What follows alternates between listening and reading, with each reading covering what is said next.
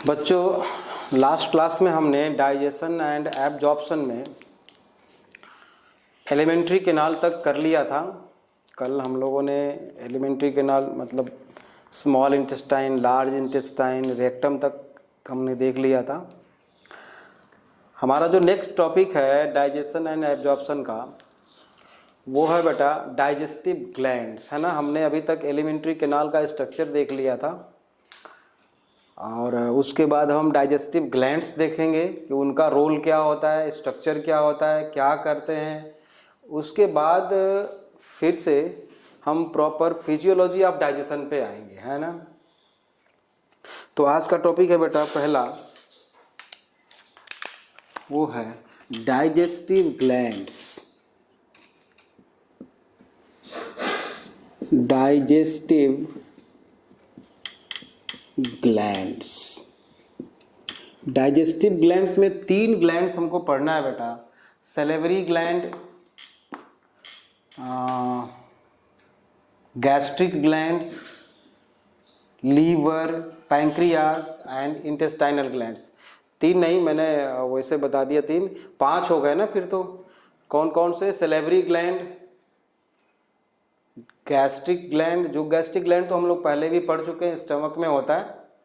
उसके बाद लीवर है, पैंक्रियाज है। तो आज हम लोग कम से कम 2 तो कवर कर सकते हैं इस क्लास में, सैलिवरी ग्लैंड एंड लीवर। तो सबसे पहले हम शुरू करते हैं बेटा डाइजेस्टिव ग्लैंड्स में। पहला हमारा है वो है सैलिवरी ग्लैंड्स। सैलिवरी ग्लैंड्स, ठीक है ना। सैलिवरी ग्लैंड्स बेटा 3 पेयर ऑफ ग्लैंड्स होती हैं। ये 3 पेयर होती है सैलिवरी ग्लैंड, और ये सेक्रीट करती है बेटा सलाइवा, है ना। मतलब salivary glands secrete saliva, saliva secrete करती है बेटा, ठीक है ना। और इस सलाइवा में बेटा मैक्सिमम वाटर होता है and 1 to 1.5 litre daily secretion होता है ना। मतलब सलाइवा जो होता है बेटा 1 to 1.5 litre secretion per day होता है, एक एवरेज मान के चलें तो। कंपोजिशन में हम सलाइवा के कंपोजिशन में, सलाइवा के बारे में हम बात कर रहे हैं। 90 कितना मैंने बोला, 90, कहीं कहीं तो आप लोग देखे होंगे 99.5% है ना, लेकिन हम जनरली ये 98% हम लिखते हैं इसको। 98% वाटर होगा बेटा इसमें, और जो 2% होगा इसमें क्या होगा बेटा, सॉल्यूट्स होंगे, सॉल्यूट्स होंगे। अब इन सॉल्यूट्स में क्या क्या होता है? सोडियम एंड पोटेशियम बाइकार्बोनेट्स हो सकता है, हो सकता नहीं, होता है। और क्या होता है बेटा, एंजाइम कुछ होते हैं, जैसे 2 एंजाइम मेनली होते हैं इसमें। एक तो टायलिन, टायलिन बोलते हैं। टायलिन का एक नाम और है बेटा अमाइलेज और अल्फा अमाइलेज, अल्फा अमाइलेज। और दूसरा होता है बेटा लाइसोजाइम, लाइसोजाइम। लाइसोजाइम का काम होता है बेटा कि ये बैक्टीरिया को किल करता है ना। लाइसोजाइम बैक्टीरिया को किल करता है बेटा। और ये जो टायलिन है या अल्फा अमाइलेज है, ये जो है स्टार्च को डाइजेस्ट करता है ना। ओके। तीसरी जो चीज होती है बेटा वो होता है म्यूकस। क्या होता है? म्यूकस। तो बहुत आसान है हमको याद करना। 98% वाटर होता है सलाइवा में, 2% सोल्यूट्स होते हैं, और सोल्यूट्स में भी सोडियम और पोटेशियम के बाइकार्बोनेट्स होते हैं, है ना। एंजाइम जो होता है बेटा वो सैलिवरी एमाइलेज या टाइलिन या अल्फा एमाइलेज बोल सकते हैं। सैलिवरी एमाइलेज इसलिए हम बोलते हैं बेटा क्योंकि जो एमाइलेज है ये हमारे एलिमेंट्री कैनाल में दो जगह और सेक्रेट होता है बेटा। एक तो पैंक्रियाज भी सेक्रेट करता है एमाइलेज, तो उसको हम पैंक्रियाटिक एंजाइम अमाइलेज बोलते हैं। और हमारे स्मॉल इंटेस्टाइन में भी सेक्रेट होता है, सक्कस इंटेरिकस का जो पार्ट होता है वहाँ पे भी अमाइलेज सेक्रेट होता है, इसलिए उसको हम बोलते हैं इंटेस्टाइनल अमाइलेज। ठीक है, स्टार्च को मतलब मैक्सिमम जो है वो होता है बेटा पैंक्रियाज में, पैंक्रियाज सेक्रेट करता है अमाइलेज। और यहाँ पे सलाइवा में भी एमाइलेज है, तो इसको salivary amylase, pancreatic amylase intestine में पैंक्रियाज सेक्रेट करेगा। ठीक बात है, तो इसका कई नाम है, टायलिन भी इसको बोल सकते हैं हम, और अल्फा एमाइलेज भी बोल सकते हैं, या सेलेवरी एमाइलेज भी हम बोल सकते हैं इसको। ठीक बात है, इसका काम होता है बेटा स्टार्च को डाइजेस्ट करना। लाइसोजाइम का काम होता है बेटा बैक्टीरिया को किल करना, है ना। अगर मान लो क्वेश्चन आ जाए एक, लिखना चाहो तो लिख सकते हो, मैं बोल रहा हूँ लाइसोजाइम, लाइसोजाइम फाउंड इन या प्रेजेंट इन ऑप्शन ए, पहला ऑप्शन है, हम लिखे पहला option in saliva, option B tear, option C both A plus B, A and B, option D none of the above. ठीक है, या नन ऑफ दीज। तो आंसर क्या होगा आप लोग बता सकते हो? टीयर्स में पाया जाएगा कि नहीं, आपको पता हो शायद। तो ये जो लाइसोजाइम है ना बेटा, ये टीयर्स में भी पाया जाता है, आंसुओं में भी होता है और सलाइवा में भी होता है। तो ऑप्शन हमारा कौन सा सही हो जाएगा? सी, है ना। इसीलिए जितना ज़्यादा जो लोग रोते हैं ना, उनकी आंखें उतनी ही अच्छी होती हैं।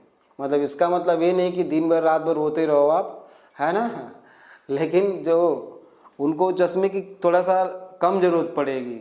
जैसे कि हमारे यहाँ फीमेल्स जो हैं पहले बहुत ज़्यादा वो लोग रोते थे, उनकी आंखें, उनको चश्मा नहीं लगता था। अब देखो सभी लोग चश्मा लगा रहे हैं, क्योंकि वो लोग रोते नहीं ना, शायद अब रुलाते हैं लोग। कोई बात नहीं, समझ गए।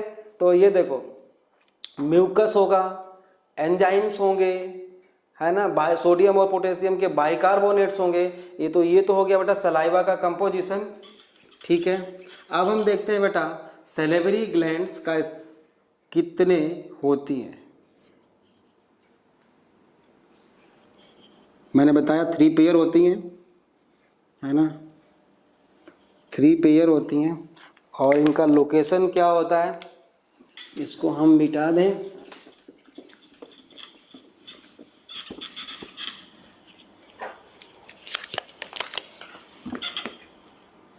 तो मान लीजिए बेटा अगर ये किसी ह्यूमन का फेस है ऐसा,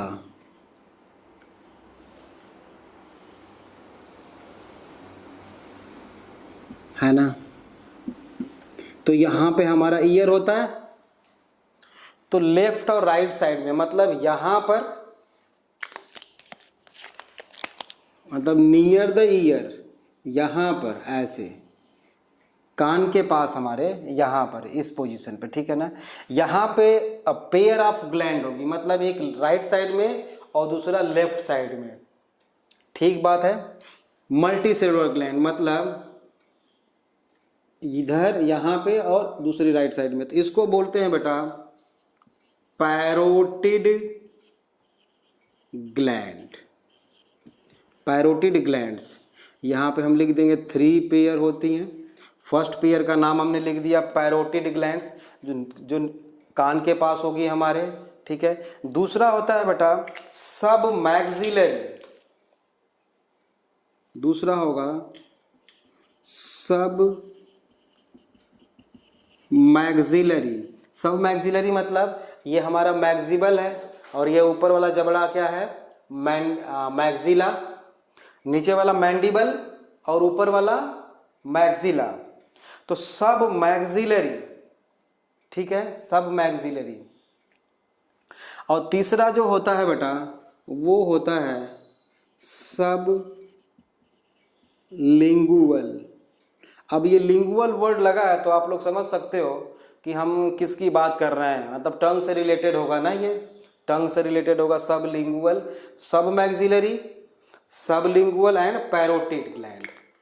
बेटा अब इनका फीचर्स लिखते हैं, पहले देख लेते हैं कौन सा कहाँ पे पाया जाता है।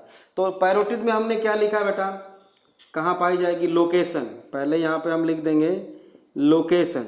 तो पैरोटिड ग्लैंड में हम लिख देते हैं बेटा नियर, कहाँ पे, ईयर, ईयर के पास होती हैं। और जो सब मैक्सिलरी जो होती है बेटा ये जॉ के पास होती है ना। मैक्सिला मीन्स जानते हो, जॉ के पास होगी। सब लिंगुअल कहाँ पे होती है बेटा, लिंगुअल मतलब टंग, बिलो टंग, है ना, हमारे जीभ के नीचे, बिलो टंग। लोकेशन हमको समझ में आ गया है ना। अब देखो ये जो होती है पैरोटिड ग्लैंड, ये लार्जेस्ट ग्लैंड होती है बेटा, मतलब तीनों में ये लार्जेस्ट ग्लैंड होती है, सबसे बड़ी ग्लैंड यही होती है। और जो सबसे छोटी ग्लैंड होती है वो होती है सब लिंगुअल ग्लैंड, है ना। ये है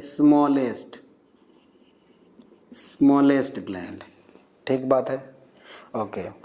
अब एक चीज है, इसका जो सेक्रीशन होगा, कंट्रीब्यूशन होगा बेटा पैरोटिड ग्लैंड का, वो होता है 25% कंट्रीब्यूशन है सलाइवा में, ठीक है। इसका 70% कंट्रीब्यूशन है, ठीक है, और बाकी इसका 5% है, याद रखना है।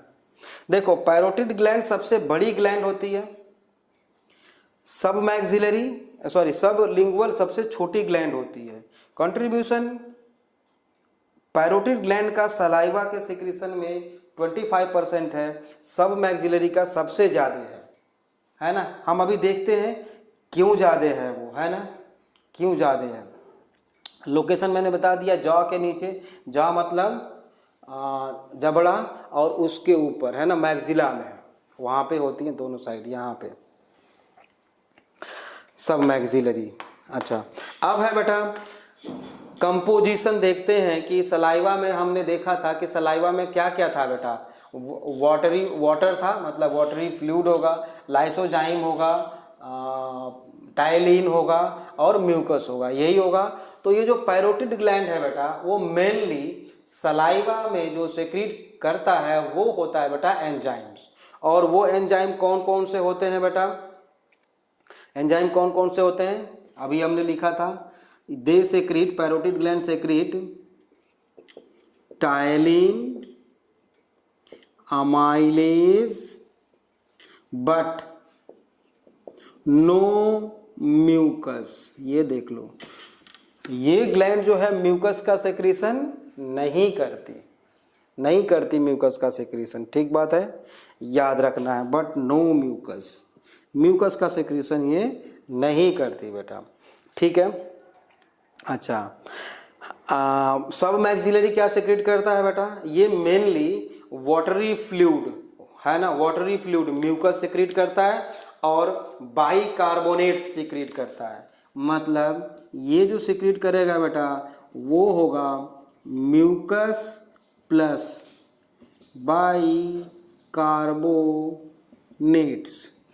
बाइकार्बोनेट्स का सेक्रेशन करता है, ठीक बात है। सब लिंगुअल ग्लैंड जो है बेटा केवल और केवल थोड़ा बहुत म्यूकस का सेक्रेशन ये करता है, समझ में आ रही है बात, ये म्यूकस का सेक्रेशन करता है। अब एक चीज देखो, बहुत बढ़िया चीज, यहाँ पे सलाइवरी ग्लैंड है ना, और ये है बेटा माउथ कैविटी, ये क्या है, माउथ कैविटी। तो माउथ कैविटी तक सलाइवा तो सेक्रेट होगा, यहाँ पर माउथ कैविटी में आएगा कैसे, किसी डक्ट के थ्रू ही तो आएगा, किसी ट्यूब के थ्रू ही तो आएगा, है ना। तो सलाइवा फ्रॉम पैरोटिड ग्लैंड, है ना, released into mouth cavity through a duct called called, यहाँ पे मैं लिखता हूँ called duct of Stensen, Stensen's, duct या डक्ट ऑफ स्टेंसन। यहाँ पे मैं लिख दूँ, जैसे ये डक्ट ऐसे आएगी लेके माउथ कैविटी में, इसको बोलते हैं बेटा हम स्टेंसन्स, स्टेंसन डक्ट, ठीक है, स्टेंसन डक्ट। अब ये जो इसी तरह से सब मैक्सिलरी से जो सलाइवा को माउथ कैविटी में लेके आता है बेटा, उसको हम बोलते हैं वाटसन डक्ट्स, मतलब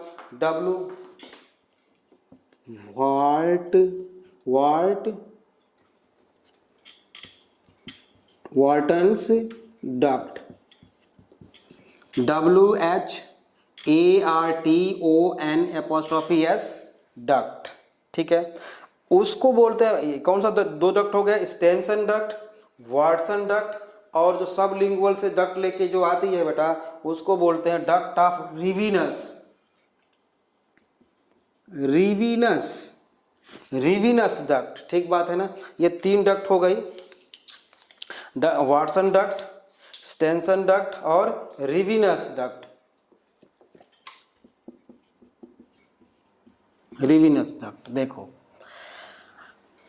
अब ये जो डक्ट आ रही है बेटा माउथ कैविटी में, तो ये ओपन कहाँ पे होती है, ये भी तो पता होना चाहिए कि जो स्टेंसन डक्ट है या वाटन्स डक्ट है या डक्ट ऑफ रिवीनस है, ये माउथ कैविटी में ओपन होते हैं तो किस जगह पे ओपन होते हैं, किस प्लेस पे ओपन होते हैं।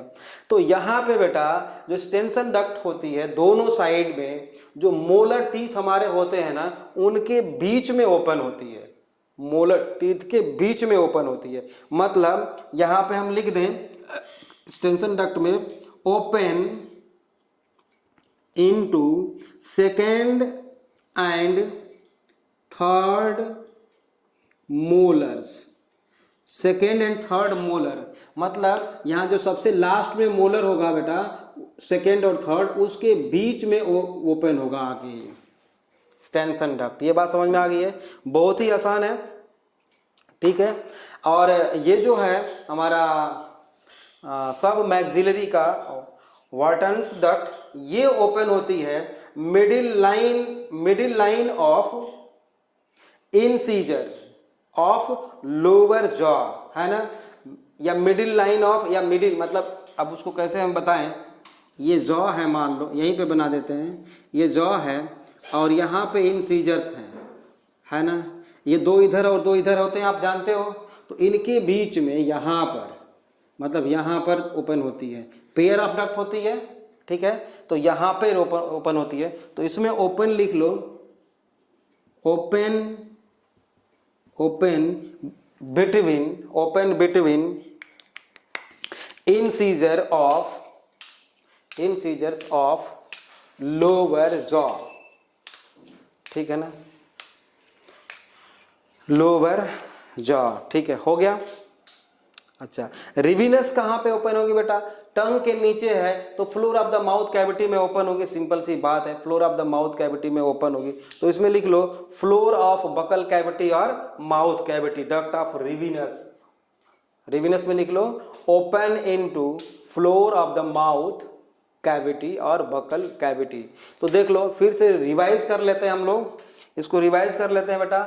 Salivary gland 3 pair of gland होती है, पैरोटिड 1 पेयर होती है, सब मैक्सिलरी एंड सब लिंगुअल। पैरोटिड ग्लैंड सबसे बड़ी ग्लैंड होती है, सबसे छोटी ग्लैंड होती है सब लिंगुअल ग्लैंड, लेकिन कंट्रीब्यूशन इसका 25% है, इसका 70% है और उसका 5% है, क्योंकि वाटरी फ्लूइड सीक्रेट करता है ना ये ज्यादा, ठीक है ना। वाटरी फ्लूइड लिखा नहीं है मैंने क्या, mucus plus bicarbonate plus watery fluid, ठीक है ना। तो सबसे ज्यादा कंट्रीब्यूशन ये था वॉल्यूम के अगर रिस्पेक्ट में बात करें तो। बाकी इसका काम तो हम अभी बाद में पढ़ने वाले हैं कि टायलिन का क्या है और लाइसोजाइम का फंक्शन क्या होता है, वो तो अच्छी तरह से फिर से देखने वाले हैं इसी चैप्टर में, ठीक है ना। अच्छा, तो ये तो हो गया बेटा, this is all about salivary gland. Next gland is our next gland is liver. Liver को बेटा हम हेपर भी बोलते हैं, HEPAR, हेपर, है ना।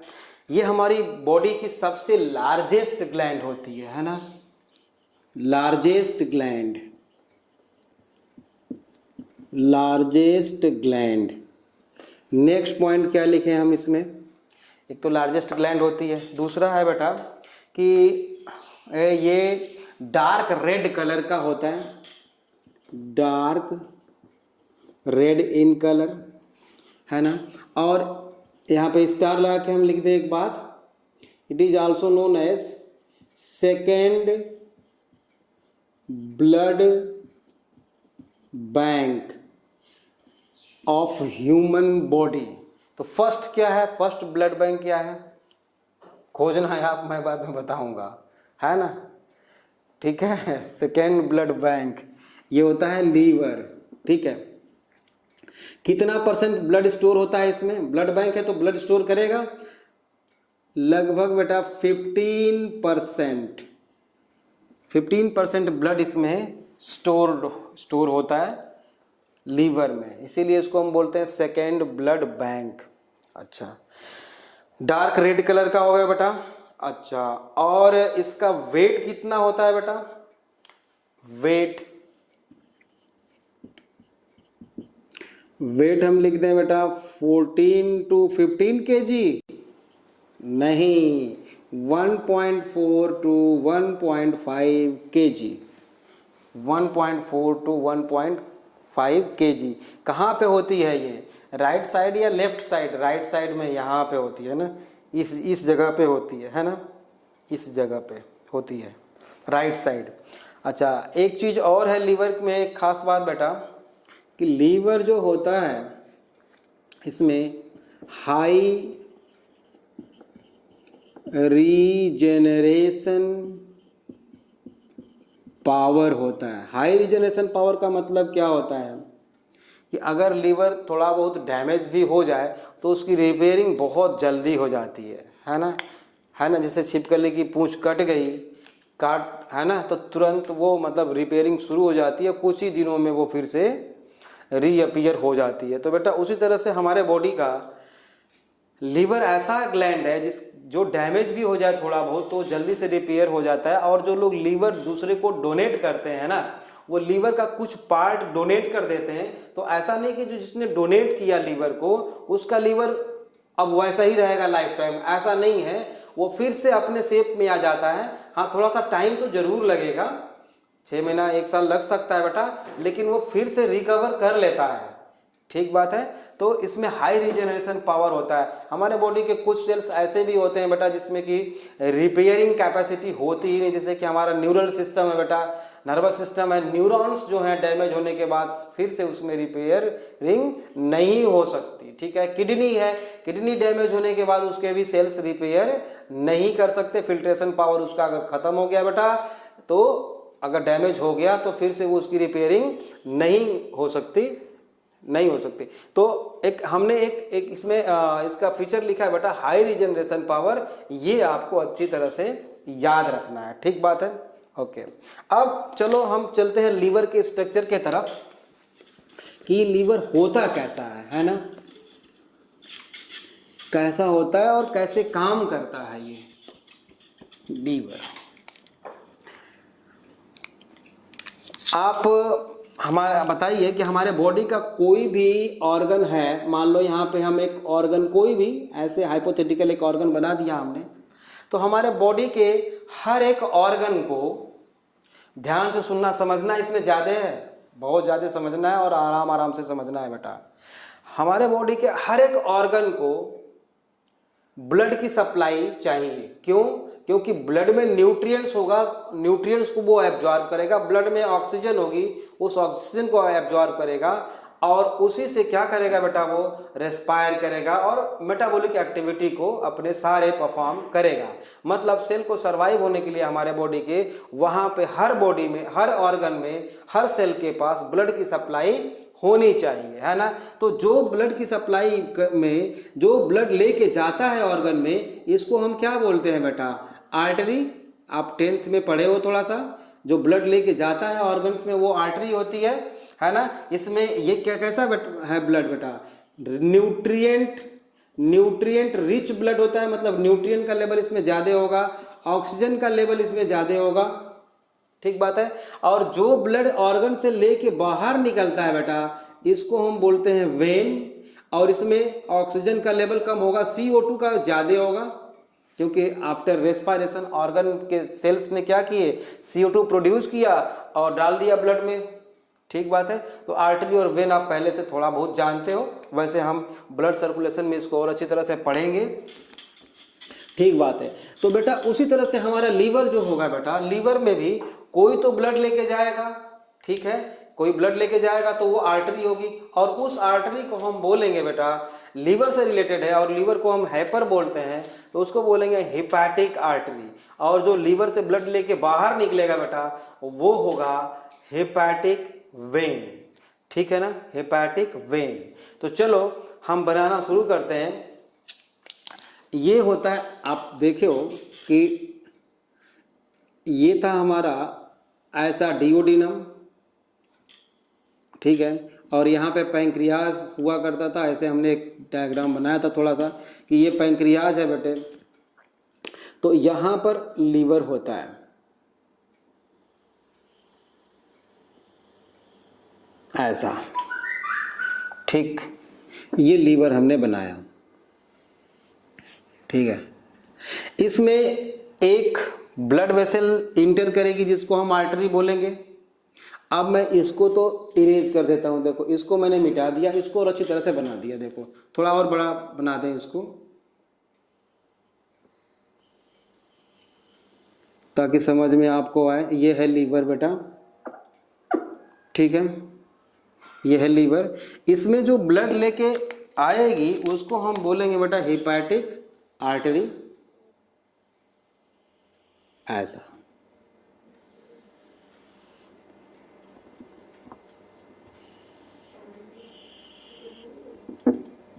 ये देखो ये है बेटा हेपाटिक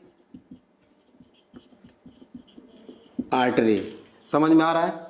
अब आप सोच रहे होगे कि दो हेपाटिक आर्टरी मैंने क्यों बनाया, वो इसलिए बनाया बेटा कि हमारे लीवर का जो मॉर्फोलॉजिकली हम देखें तो उसमें हमें क्लियर कट दिखाई देगा कि लीवर के दो पार्ट तो बिल्कुल साफ साफ हमें दिखाई देते हैं। मतलब हमारा लीवर जो होता है बेटा वो दो पार्ट में डिवाइडेड होता है, ऐसा, लेफ्ट और राइट। ये है बेटा लेफ्ट साइड का है और ये है राइट साइड का लीवर हमारा है। तो लेफ्ट साइड वाले लीवर को हम क्या बोलेंगे बेटा, लेफ्ट लोब बोलेंगे। मतलब ये है लेफ्ट लोब, और ये राइट लोब नहीं है, ये पूरा राइट लोब तो बड़ा है, उसे देख रहे हो आप। राइट लोब में भी तीन पार्ट है बेटा। पहला इसको हम बोलेंगे क्वाड्रेट लोब, क्वाड्रेट लोब इसको बोलेंगे, और इसको बोलते हैं बेटा राइट लोब प्रॉपर, और इसको बोलते हैं बेटा कॉर्डेट लोब। कॉर्डेट मीन्स होता है, कॉर्डा मीन्स होता है टेल बेटा, ठीक है ना। और इन तीनों को मिला के एक साथ बोलते हैं बेटा राइट लोब, राइट लोब। तो देखो राइट लोब के तीन पार्ट हो गए। वैसे देखा जाए तो हमारा लीवर के दो पार्ट होते हैं बेटा, एक राइट लोब और एक left lobe. Liver divided into mainly two part, right and left lobe, and both lobes are connected by a tissue called falciparum ligament। क्या बोलते हैं उसको, falciparum ligament, falciparum ligament, ठीक है, falciparum ligament। ओके, तीन lobe है, कोई दिक्कत किसी को मुझे लगता है नहीं होनी चाहिए, क्योंकि पहले भी थोड़ा थोड़ा हम लोग पढ़ चुके हैं। अब इसमें दोनों लोब में बेटा ब्लड जो लेके जाएगा उसको हम हेपेटिक आर्टरी ही तो बोलेंगे। तो इसको हम बोलेंगे राइट हेपेटिक आर्टरी, इसको बोलेंगे लेफ्ट हेपेटिक आर्टरी, बोल सकते हैं, बिल्कुल बोल सकते हैं बेटा, left hepatic artery and right hepatic artery, ठीक बात है। ठीक है। अब इसमें से जो ब्लड लेके बाहर आएगी बेटा वो ऐसे होगी, मतलब इधर से भी ब्लड निकलेगा और इधर से भी ब्लड लेके निकलेगा बेटा। तो जो ब्लड लेके बाहर निकलेगा उसको हम क्या बोलेंगे, हिपैटिक वेन। बिल्कुल सही बात है, ठीक है, ठीक है। एक और अलग सा कुछ है लीवर में जो आपको समझना है इस चीज को, ठीक है, उसको बताने की हम कोशिश करते हैं। चलो फिर से वो डायग्राम ड्रॉ करता हूं मैं एलिमेंट्री कैनाल का, है ना। फिर से एलिमेंट्री कैनाल का डायग्राम थोड़ा सा ड्रॉ करना होगा हमें, तभी हम आपको समझा पाएंगे बेटा। मान लेते हैं कि ये इसोफेगस है, ये माउथ कैविटी है, ये इसोफेगस है और ये स्टमक है। देखो बेटा परेशान मत हो, लीवर बहुत बड़ा टॉपिक है और एक एक पॉइंट को हमें समझते हुए चलना है। बड़ा क्या है, समझना ज्यादा है ना। हमने एलिमेंट्री कैनाल यहाँ पे बना दिया बेटा, ऐसे देखो, ऐसे हमने एलिमेंट्री कैनाल एक बना दिया, ये रेक्टम। हमने यहाँ से फूड लिया बेटा, ये हमारी ऐसे बॉडी है, ठीक है, ऐसे हमने यहाँ से फूड खाया बेटा, यहाँ पे फूड आते आते डाइजेस्ट हो गया, मतलब न्यूट्रिएंट जैसे कि ग्लूकोज, ठीक बात है। मतलब जो कुछ भी हम खाते हैं उसमें कार्बोहाइड्रेट तो थोड़ा बहुत होता ही है, और वो कार्बोहाइड्रेट डाइजेशन के बाद ग्लूकोज में कन्वर्ट होगा बेटा, और वो ग्लूकोज एलिमेंट्री कैनाल में यहाँ पे पड़ा हुआ है, यहाँ पे ये ग्लूकोज है मान लो मोनोमर। और आप जानते हो बेटा कि पूरे बॉडी में हमारे, और वो ब्लड सर्कुलेटरी सिस्टम है, मतलब ब्लड वेसल्स तो है ही है सब जगह, है ना। यहाँ भी ब्लड वेसल्स हैं, मैंने एक बना दिया है आपको समझाने के लिए। ये ब्लड, ये ग्लूकोज ब्लड में जाएगा आफ्टर डाइजेशन, क्योंकि हमने फूड के थ्रू लिया है। तो बेटा एलिमेंट्री कैनाल के पास, ध्यान से सुनो, अब ये पॉइंट वाली बात है ना, कंसंट्रेशन पूरा चाहिए बेटा। ये जो मेरा एलिमेंट्री कैनाल है बेटा, इसके पास जितनी भी ब्लड वेसल्स हैं, after digestion and absorption of food, all nutrients moves from elementary canal to blood. बिल्कुल बात सही है, जाएगा ही जाएगा। तो क्या होगा बेटा, the level of, volume of, amount of, जो कुछ भी बोलो, nutrients much higher in this blood. इस ब्लड में, जो एलिमेंट्री कैनाल में हमारे ब्लड घूम रहा है बेटा, इसमें न्यूट्रिएंट्स का लेवल बहुत ज्यादा बढ़ेगा खाना खाने के बाद, जैसे कि ग्लूकोज बहुत ज्यादा बढ़ेगा।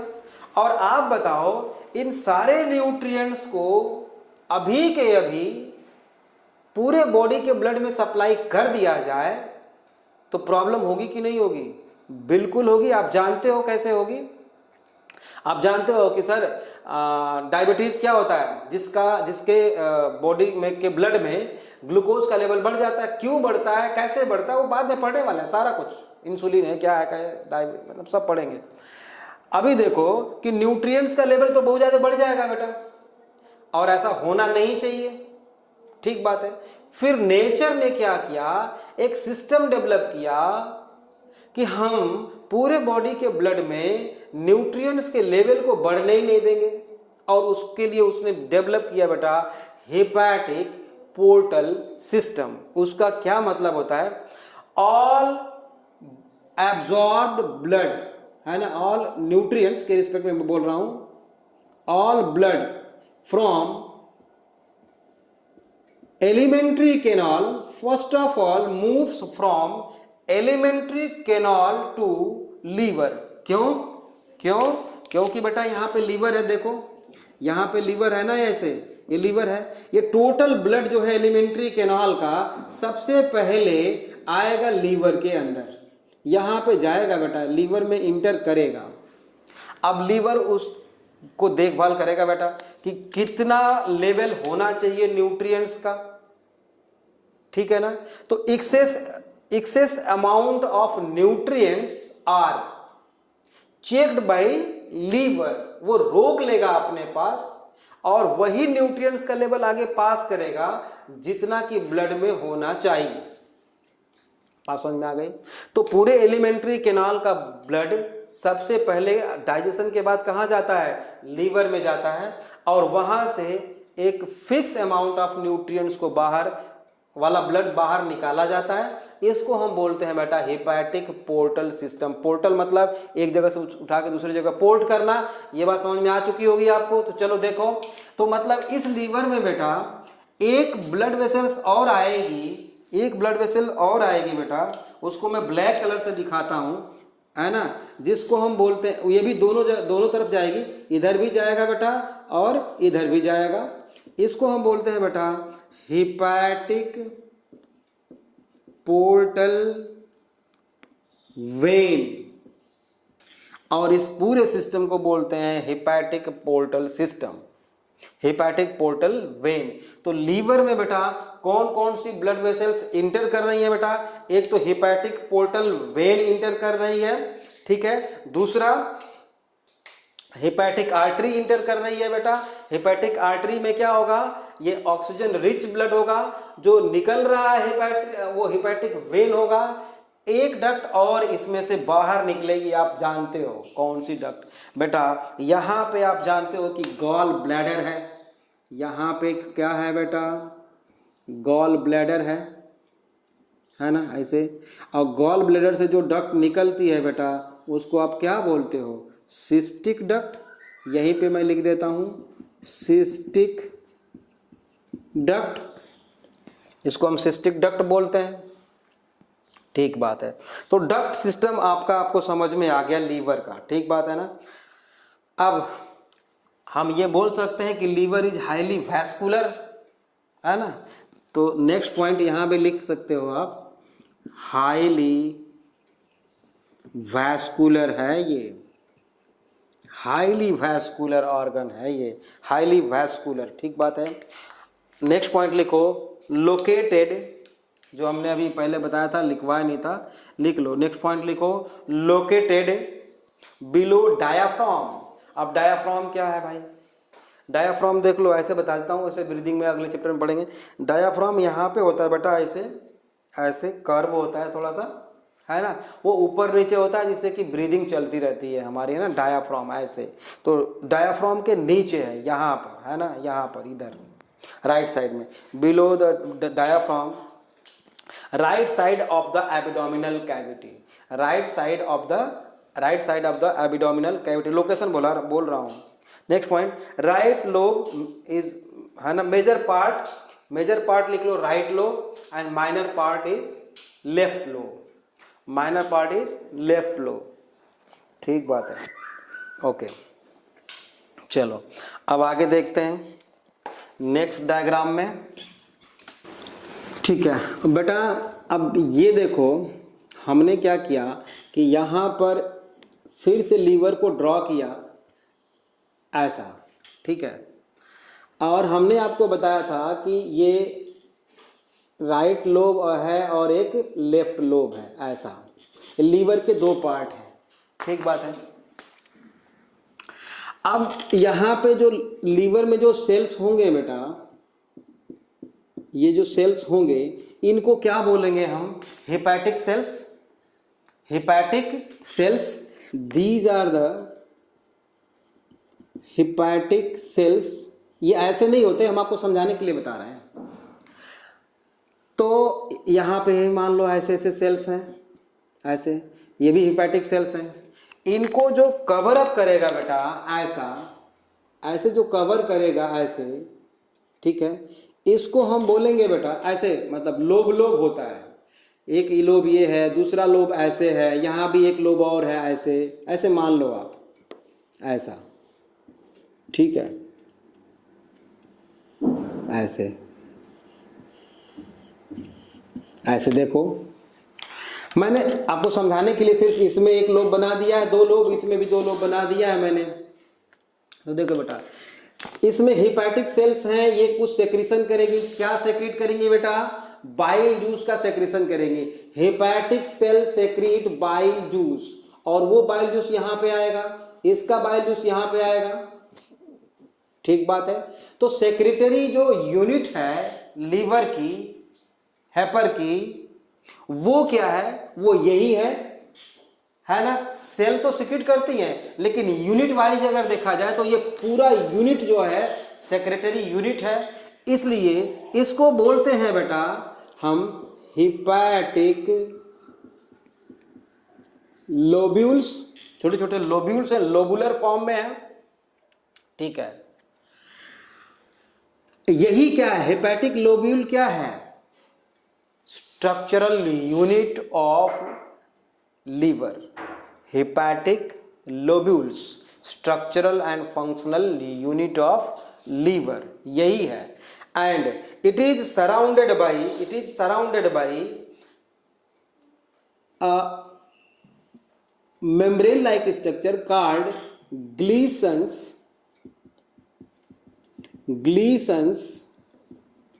capsule। इसको हम क्या बोलते हैं बेटा, Gleason's capsule। अब यहां से सेक्रीट हुआ बेटा, यहां पे आ गया, यहां से सेक्रीट हुआ, यहां पे आ गया, इधर से आ गया, यहां पे, इधर से आ गया, यहां पे। तो इसको हम क्या लिख दें, ये लेफ्ट लोब से सेक्रीशन को लेके आ रही है ना, तो इसको हम लिख दें लेफ्ट क्या, हिपैटिक डक्ट। और ये क्या हो गया बेटा, राइट हिपैटिक डक्ट हो गया। और ये क्या हो गया, कॉमन हिपैटिक डक्ट। क्या हो गया बेटा, ये कॉमन हिपैटिक डक्ट, ये हो गया।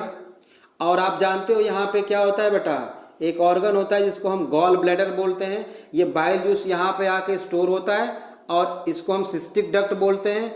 और ये जो है कॉमन बाइल डक्ट, ये क्या है, कॉमन बाइल डक्ट से बाइल जूस जाता है एलिमेंट्री कैनाल में। उसके आगे आप जानते हो, ठीक है। अब हम इसका स्ट्रक्चर और बड़ा करके बना के आपको बताते हैं कि ये हिपैटिक लोब्यूल्स जो है बेटा, हिपैटिक लोब्यूल्स वो कैसे होते हैं, ग्लिसन कैप्सूल कैसा होता है, और ग्लिसन कैप्सूल बना किसका होता है ना, ठीक है। तो इसका मैं हिपैटिक लोब्यूल्स का स्ट्रक्चर मैं बना के बता रहा हूं आपको कि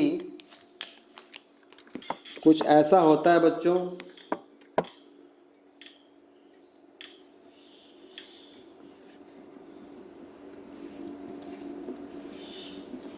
ऐसा,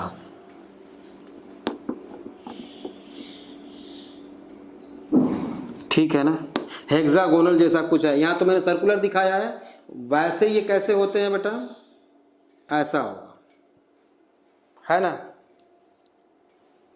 ठीक है।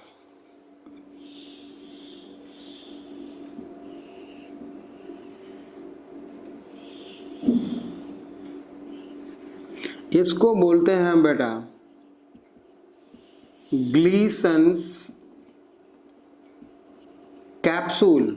ये है ग्लीसन कैप्सूल, लीवर की यूनिट है बेटा ये, है ना, ग्लीसन्स कैप्सूल, ठीक है। Made by endothelial cells plus connective tissue. अब इंडोथीलियल सेल्स बेटा हम पढ़ेंगे, ये एक्चुअल में एपिथेलियल सेल्स का ही ये मॉडिफिकेशन है, होती हैं इंडोथीलियल सेल्स, है ना। टिश्यू में हम पढ़ेंगे, या 9th में थोड़ा बहुत पढ़ा है तो याद होता है, उससे काम चला लो, अभी तो याद ही कर लो आप। Endothelial cells plus connective tissue का बना हुआ है ग्लीसन कैप्सूल, ठीक है। अब इसके अंदर लीवर के सेल्स होंगे जिनको हम हिपैटिक सेल्स बोलेंगे, ठीक है। उनको क्या बोलेंगे बेटा, हिपैटिक सेल्स। अच्छा, इसके बीच में बेटा यहां पर एक वेन होगी, ये वेन जो बाहर निकल रही थी, हमने यहां इसमें नहीं दिखाया, इसको बोलेंगे बेटा हिपैटिक वेन्यूल। अब देखो कंफ्यूज मत होना बेटे, मैंने सिर्फ लिख दिया और एक फ्लैट, ऐसे समझ लो ये लीवर, इतना बड़ा लीवर है, लीवर के अंदर छोटे छोटे ऐसे ऐसे लोब्स पड़े हुए हैं। उस लोब को हम अगर ऐसे काटें, ट्रांसवर्स सेक्शन काटें उसका, तो फ्लैट सरफेस पे हमें ऐसा दिखाई देता है। और हर लोब में वेन तो होगी जो बाहर निकल रही है, आर्टरी भी होगी, बाइल डक्ट भी होगा, उसमें बाइल कैनलकुलाई भी होगा, है ना, जिसमें बाइल जो सिक्रेट करके उसमें से भेजेगी आगे। वो सारे डक्ट्स होंगे जो हमें उसको दिखाने होंगे। इसमें वेन भी होगी। तो ये वेन जो है कटा हुआ दिखाई दे रहा है बेटा, इसको हम हिपैटिक वेन्यूल बोल रहे हैं, हिपैटिक वेन्यूल बोल रहे हैं। अच्छा, अब इसमें क्या होता है बेटा कि जो अच्छा, इसके अंदर जो सेल्स हैं बेटे उनको क्या बोलेंगे, हिपैटिक सेल्स। तो देखो हम हिपैटिक सेल बना रहे हैं, ऐसा ऐसा, ये रहा हिपैटिक सेल्स, ऐसे ऐसे एक मैनर में अरेंज हैं, आप देख रहे हो। हम चलो ऐसे ऐसे जल्दी जल्दी कर दें, आप समझ जाना कि ये सेल्स हैं, यूं, है ना, देखने में बड़ा अच्छा सा लग रहा है, ऐसा देखो सेल, आपको लगेगा कि जैसे, है ना, कोई ऐसा। ये जो है बेटा हमने ब्लू कलर से जो बनाया है बेटा, ये लीवर के सेल्स हैं, जिसको हम क्या बोलेंगे, हिपैटिक सेल या हिपैटोसाइट्स। क्या बोलेंगे बेटा इसको, हिपैटोसाइट्स, इसको बोलेंगे बेटा हम, यहां लिख देता हूं, हिपैटोसाइट्स। हिपैटोसाइट्स के आगे ब्रैकेट में हम क्या लिखेंगे, अरेंज रेडियली, देखो रेडियस के जैसा, है ना। तो यहां पे लिखो अरेंज, मैं बोल रहा हूं, लिखो arrange radially, arrange radially as a form a cord-like structure, a cord-like structure, and this cord-like structure is called hepatic cord. इसको हम क्या बोलते हैं बेटा,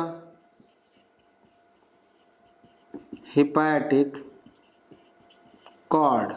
मतलब ये जो एक के ऊपर एक सेल्स ऐसे ऐसे ऐसे ऐसे अरेंज होती है ना, उसको हम हिपैटिक कॉर्ड बोलते हैं। आपको करना कुछ नहीं होता है, बस इतना याद रखना है बेटा, hepatocytes arranged in radially arranged in cord like manner. Cord मतलब एक के ऊपर एक, ऐसे ऐसे, है ना, तो उसको हम बोलते हैं हिपैटिक कॉर्ड। इनका अरेंजमेंट ऐसा है कि अरेंजमेंट ऑफ कुछ नहीं, अगर आपको आता तो बस इतना याद रखो कि arrangement of hepatic cells within a Glisson capsule is called hepatic cord. Hepatic cord हम किसको बोल रहे हैं, हिपैटोसाइट सेल्स को ही तो बोल रहे हैं। ठीक बात है, यहां पे समझ में आ गया आपको। और हर कैप्सूल, हर हिपैटिक लोब्यूल में बेटा एक वेन होगी, जो यहाँ पे मैंने दिखा दिया, एक आर्टरी होगी, और बिल्कुल आर्टरी होनी चाहिए, होगी ही, और एक होगा हिपैटिक पोर्टल वेन होगा, जो मैंने पोर्टल वेन दिखाया था अभी, उसकी भी पोर्टल वेन भी होगी। और क्या होगा, बाइल डक्ट होगी, बाइल भी तो निकालना है, ठीक बात है। तो वो हर कोने पे होगी, यहाँ पे यहाँ पे यहाँ पे यहाँ पे यहाँ पे यहाँ पे यहाँ पे, मैं एक जगह दिखाता हूँ, ठीक बात है। तो पहले दिखाते हैं हिपैटिक आर्टरी। ये देखो एक लोब तो यहाँ पे है, ये भी तो आपको आना चाहिए यार। ये देखो ये दूसरा लोब ऐसे होगा, चारों तरफ होगा, यहां भी एक दूसरा लोब होगा ऐसे, है ना, ऐसे ऐसे होगा। मैं यहां पे दिखा रहा हूं आपको, यहां पर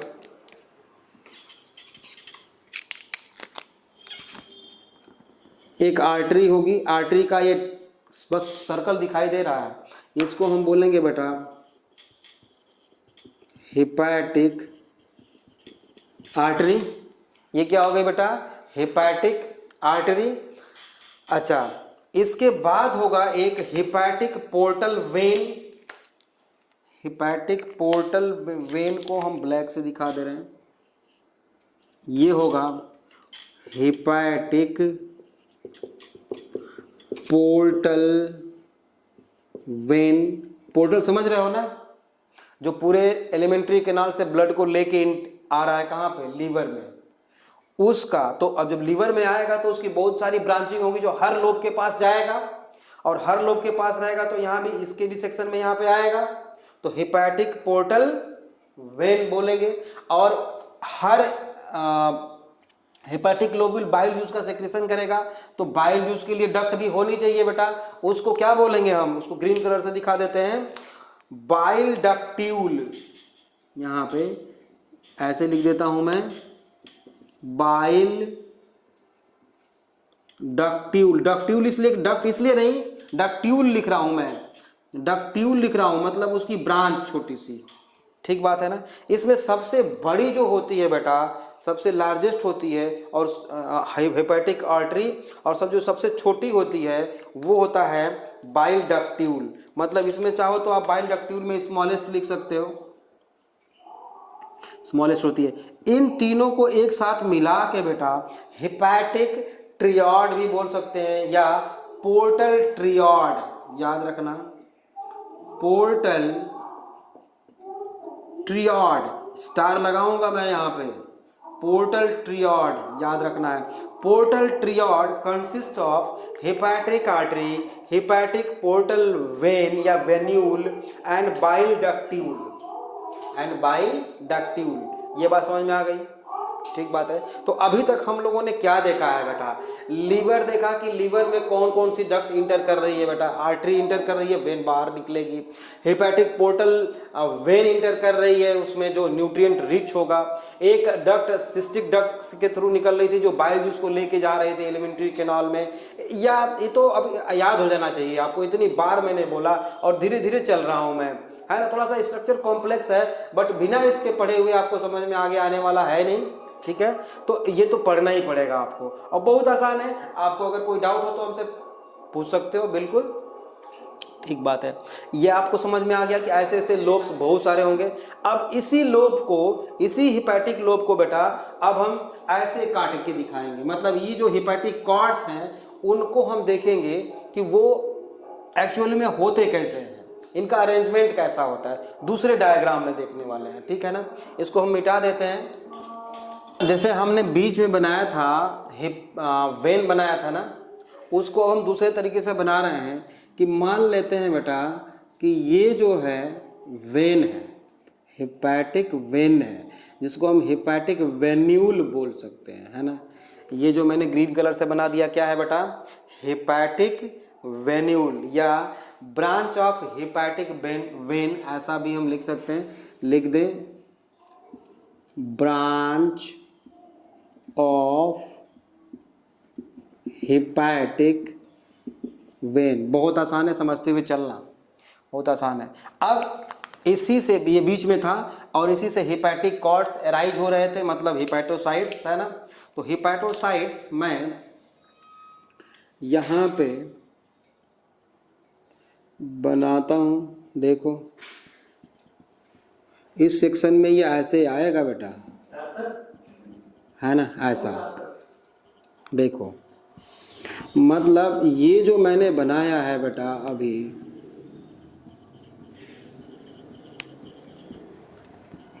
ठीक है, ये मैं हिपैटोसाइट्स बना रहा हूँ, मतलब एक्चुअल में हम हिपैटिक कॉर्ड बना रहे हैं, है ना, हिपैटिक कॉर्ड बना रहे हैं बेटा,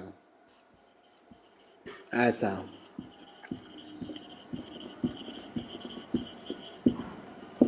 ये न्यूक्लियस मैंने बीच बीच में बना दिया। अब इसको हम हिपैटोसाइट्स लिखें या हिपैटिक कॉर्ड लिखें, बात तो वही है ना। हिपैटोसाइट्स हैं ये क्या है बेटा, हिपैटोसाइट्स। अब हिपैटोसाइट मतलब सेल्स ऑफ लीवर, इसका फंक्शन क्या होता है, बाइल जूस का सेक्रेशन करना। तो ये बाइल जूस का देखो सेक्रेशन ऐसे करेंगी, और इसमें बाइल जूस इधर से आएगा। तो ये जो कैनाल है, ये जो कैनाल है, इसको हम क्या बोलेंगे, बाइल डक्ट्यूल या कैनेलकुलस बोल सकते हैं इसको। बाइल कैनेलकुलस मतलब छोटी छोटी कैनाल, है ना।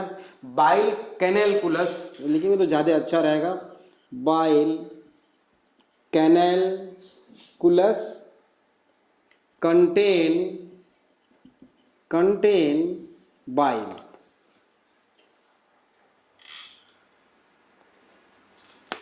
हाँ, कंटेन बाइल, ठीक है।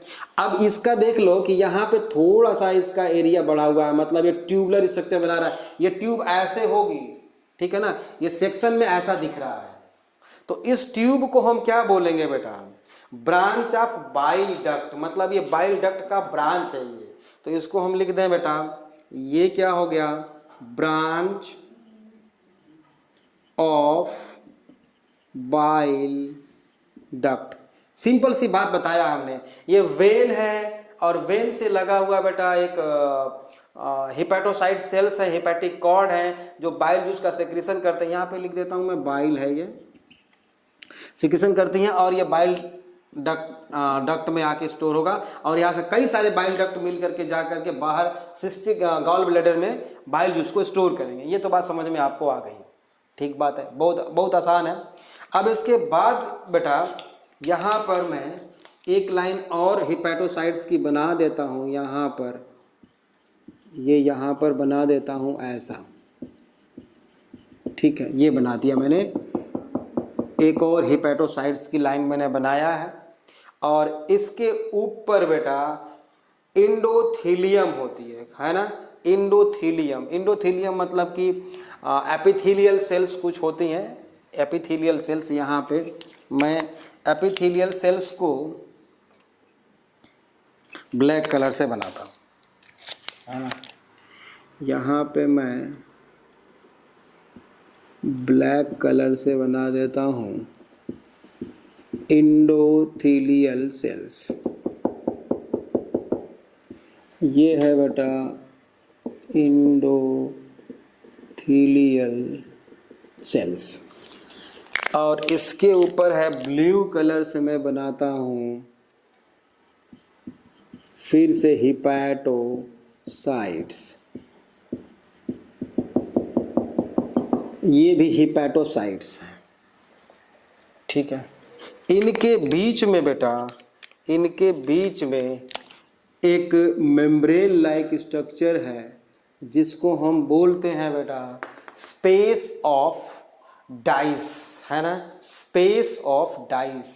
मतलब ये जो रेड कलर से मैंने बना दिया और इसको क्या लिखेंगे हम, hepatocytes and endothelial, endothelium is separated by, लिख देंगे यहाँ पे hepatocytes and endothelium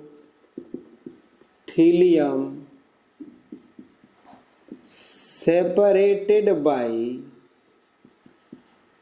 space of DISSE, dice, याद रखना है आपको, ठीक है ना, सेपरेटेड बाय डाइस, ठीक है। अच्छा, जो हमने अभी पोर्टल वेन बनाया था उसको भी यहाँ पे बना देते हैं कि ये जो है बेटा ऐसे एक मेम्ब्रेन होगी और यहाँ पर ये है बेटा पोर्टल वेन।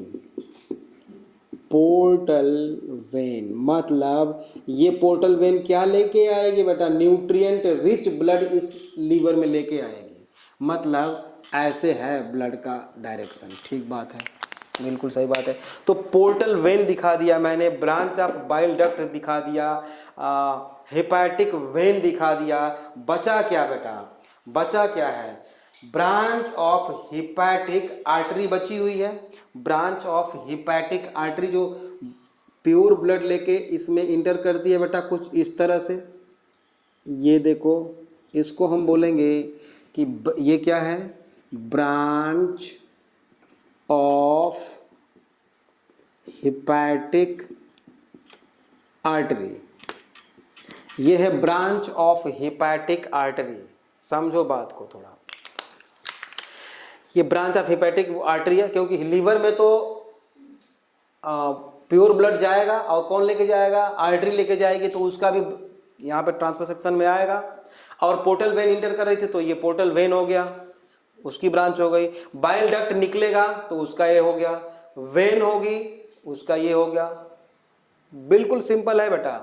अब एक चीज इसमें है, इसका भी फ्लो इधर को, अब एक चीज और है इसमें, कुछ सेल्स स्पेशलाइज्ड होते हैं बेटा जो फैगोसाइटिक इन नेचर होते हैं और वो जहाँ तहाँ लीवर में पाए जाते हैं, है ना, लीवर में पाए जाते हैं, उनको बोलते हैं बेटा कुफर सेल्स। क्या क्या बोलते हैं? कुफर सेल्स। अब ये इतना आसान नहीं है, इसको समझना होगा थोड़ा हमें, तो अलग से हम समझ लेते हैं फिर इसको इसमें अप्लाई करेंगे, ठीक बात है। चलो देखो, जो आपने पहले से सुन रखा है, अमीबा में सुन रखा होगा, 10th में सुन रखा है। 10th में बेटा, 10th में आपने सुन रखा है एक वर्ड फैगोसाइटोसिस। क्या सुन रखा है आपने? फैगोसाइटोसिस वर्ड सुन रखा है। इसके बारे में और हम लोग पढ़ेंगे अभी आगे, है ना। थोड़ा सा बताऊंगा यहाँ पे कि ये होता क्या है बेटा। एक सेल है यहाँ पे, ये एक सेल है और यहाँ पे कोई पैथोजन या कोई फूड पार्टिकल आया तो इसके अराउंड स्यूडोपोडिया लाइक स्ट्रक्चर ये बनाएगा फूड के अराउंड। मतलब देखो, इस फूड के अराउंड इस सेल ने क्या किया बेटा, ऐसे स्यूडोपोडिया डेवलप कर लिया और फाइनली क्या कर लिया बेटा, इनवेजिनेट कर लिया अंदर के तरफ। इसको इंडोसाइटोसिस भी बोलते हैं। मतलब एक सेल जो है दूसरे फॉरेन पार्टिकल मटेरियल को खा गई, अंदर आ ले लिया, इसी को बोलते हैं फैगोसाइटोसिस। इसके बाद क्या होगा बेटा, due to action of enzymes from lysosome, यहां से निकलेगा एंजाइम्स और इस फैगोसोम को डाइजेस्ट करके, मतलब तोड़ फोड़ के देखो ऐसे कर दिया, बाद में बेकार की चीजों को बाहर निकाल दिया। मतलब हम यूं कहें बेटा कि इस सेल ने इसको डिस्ट्रॉय कर दिया, खत्म कर दिया। This process is known as phagocytosis. Detail और हम बाद में पढ़ेंगे इसका, लेकिन यहां पे मैं इस चीज को क्यों बता रहा हूं, क्योंकि बेटा इसके बाद वाले चैप्टर में, 3rd चैप्टर, इसके तीसरा चैप्टर होगा इसके बाद शायद एनिमल फिजियोलॉजी का, हम उसमें पढ़ेंगे बेटा टाइप ऑफ ब्लड वेसल्स में एरिथ्रोसाइट्स, मतलब कि आरबीसी, डब्ल्यूबीसी और प्लेटलेट्स। आप जानते हो डब्ल्यूबीसीज में बेटा दो तरह की होती हैं डब्ल्यूबीसीज, ग्रेनुलोसाइट्स और एर ग्रेनुलोसाइट्स। और ग्रेनुलोसाइट्स भी 3 तरह की होती है बेटा, न्यूट्रोफिल्स, बेसोफिल्स एंड इओसिनोफिल्स। और ए ग्रेनुलोसाइट्स 2 तरह की होती है बेटा, मोनोसाइट्स एंड लिम्फोसाइट्स। तो मोनोसाइट्स आर द, क्या है वो, a type of blood cells, ठीक है ना, जो फैगोसाइटिक इन नेचर होती है। Monocytes are phagocytic in nature. याद रखो, फिर से मैं बता रहा हूं, ब्लड में जो मोनोसाइट्स होती हैं बेटा, जो एक्चुअल में डब्ल्यूबीसी हैं, वो व्हाइट ब्लड सेल्स हैं, जिसको हम ल्यूकोसाइट्स भी बोलते हैं। मोनोसाइट्स जो होती हैं बेटा, वो क्या होती हैं, फैगोसाइटिक इन नेचर होती हैं। मतलब पैथोजन को खा जाएंगी सीधे। कई तरीका है मारने का पैथोजन को। एक तरीका है एंटीबॉडी के थ्रू, वो लिम्फोसाइट्स करती हैं बेटा, वो हम बाद में पढ़ेंगे, ठीक है ना। अभी थोड़ा सा मैं बता रहा हूं कि फैगोसाइटिक एक्चुअल में होता क्या है, आप समझ गए जो नहीं जानते होंगे। अच्छा, ब्लड में जो है मोनोसाइट्स, जो फैगोसाइटिक नेचर है उनका, मतलब ब्लड में कोई पैथोजन आया, कोई फॉरेन मटेरियल आया, उसको खा के खत्म कर देंगे, डाइजेस्ट कर देंगे, ठीक बात है ना। अच्छा, आप क्या समझते हो केवल ब्लड में ही डिफेंस की जरूरत है? नहीं, टिश्यू में भी जरूरत है। यही मोनोसाइट सेल्स बेटा, यही मोनोसाइट सेल्स ब्लड वेसल्स से निकल के हमारे बॉडी के कई सारे ऑर्गन्स में चली जाती हैं। जैसे अगर नर्वस सिस्टम में चली गई बेटा, तो उसी और काम वही करेगी, उसको हम बोलते हैं माइक्रोग्लियल सेल्स।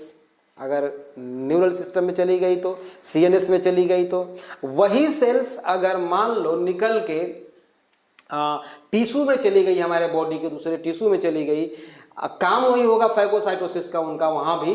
उसको बोलते हैं हिस्टोसाइट सेल्स। फैगोसाइटिक की नेचर, सेल वही है ना, जैसे कि आदमी वही है, अगर है ना, कई सारे उनके काम हैं, कई सारे काम हैं, जैसे कि डॉक्टर है, इंजीनियर है, लेकिन सारे हैं ह्यूमन। उसी तरह से बेटा monocyte cells from the blood vessels, from the blood enters into different type of tissue in our body called उसको हम डिफरेंट नाम से जानते हैं बेटा। जैसे for example, if they enters within our nervous system is called microglial cells. If they are enters within the liver, they are called Kupffer cells. When they are enters within the tissue in our body is called histocyte cells. and this process means movement of monocytes from blood vessels to different type of tissue is called डाईएपेडेसिस। क्या बोलते हैं बेटा उसको? डाईएपेडेसिस, जो हम blood circulatory system में बहुत अच्छी तरह से पढ़ने वाले हैं। बट यहां पे हम बताना चाहते हैं बेटा कि ब्लड से मोनोसाइट्स निकल के जब लीवर में आ जाती हैं बेटा, तो उनको हम बोलते हैं कुफर सेल्स। ठीक है, काम क्या होगा उनका यहाँ पे? फैगोसाइटोसिस। बात समझ में आ गई? समझ में आ गई? ठीक है, अब देखो यहां पे हम कुफर सेल्स ऐसे ऐसे दिखा दिया, यहां भी ऐसे ऐसे दिखा दिया, यहां भी ऐसे ऐसे दिखा सकते हैं हम। ये क्या है बेटा? KUPFF, Kupffer's cells. बहुत इंपॉर्टेंट है, आपको याद रखना है ये बात। ठीक है, कुफर सेल्स, ठीक बात है। और एक चीज इसमें ध्यान देने की जरूरत है बेटा, जो अभी हमने इसके पहले बात की थी, ये देखो portal vein, branch of portal artery and branch of bile duct के बीच में थोड़ा थोड़ा स्पेस देख रहे हो आप। इसको बोल बेटा, इसको बोलते हैं हम, ब्लैक कलर से इसको दिखा देता हूं, इसको मतलब ये स्पेस है और ये स्पेस है, इसको हम बोलते हैं बेटा स्पेस ऑफ माल, MALL। ठीक है, तो ये तो हो गया बेटा हमारा लीवर का स्ट्रक्चर। ठीक है, अब हम लीवर के फंक्शन पे चलेंगे। Function of liver, function of liver बेटा हम लोग देखेंगे नेक्स्ट क्लास में। ठीक है।